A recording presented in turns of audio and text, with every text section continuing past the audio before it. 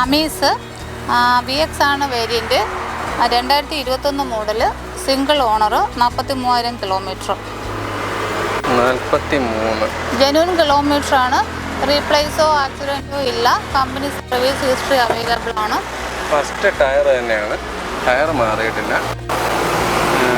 Steering കൺട്രോൾസൊക്കെ വരുന്ന മോഡലാണ്. ചെറിയൊരു ആൻഡ്രോയിഡൊക്കെ ഇരിപ്പുണ്ട്.